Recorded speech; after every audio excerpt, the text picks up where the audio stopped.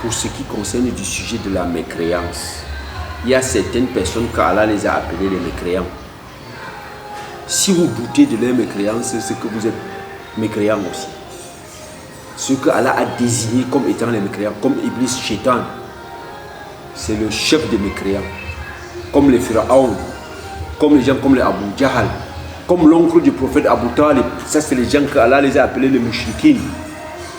Maintenant, il a donné un certain nombre d'actes que si quelqu'un pose, c'est qu'il est mécréant.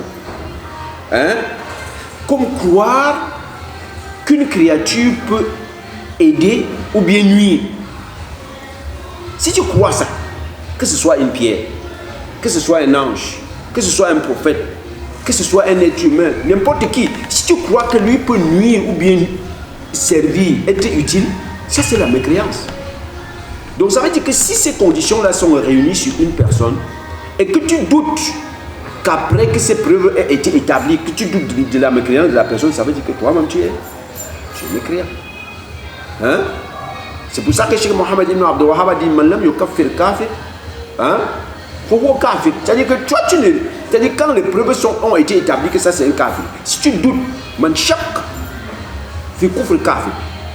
Donc c'est pour ça qu'il dit tous ces gens-là qui prétendent vouloir dire que il n'y a pas de croyance seulement dans l'islam, il y a des croyants ailleurs.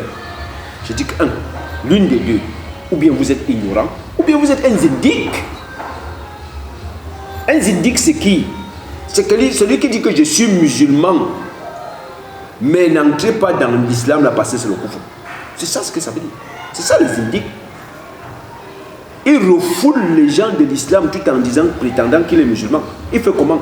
Il est musulman et il pose les actes de kufr en disant que, en authentifiant, en légiférant une religion autre que l'islam. Ça c'est le zandaka. Hein? C'est-à-dire tu dis tu es musulman et tu authentifies le kufr.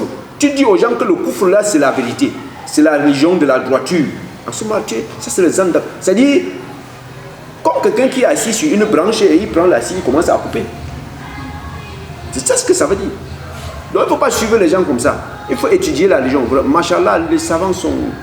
c'est-à-dire que les muhadara, les livres des savants actuellement sont traduits en français, en anglais. Les livres de Cheikh Oussemin sont pleins sur internet, en français, en anglais. Si tu veux n'importe lequel. Je parle parmi les savants qui sont morts, mais que vraiment ils ont fait beaucoup d'efforts, les Cheikh Bin Baz, les Albani, tous ces gens-là, si vous cherchez leurs livres sur internet, traduits en français, en anglais, vous allez trouver. Et pour ceux qui lisent l'arabe encore, ils vont choisir quel livre lire. Il y a des petits livres comme le Al-Mu'taqad Sahih. Tu lis ça, tu comprends la croyance vraie là, c'est quoi exactement? Ça consiste à faire quoi exactement? Aqidatu Ahl Sunnah wa Jama'a. Les Cheikh Oussemin ont fait les chouous de ça. Ils ont expliqué de telle sorte qu'il n'y ait plus d'ambiguïté dans les têtes des gens concernant leur croyance. Quant à ces gens-là qui disent que non, il n'y a pas de croyance que dans l'islam, on dit que oui, ça c'est la preuve de votre ignorance. C'est clair que vous êtes un ignorant. الشرح والإبانة على أصول السنة والديانة.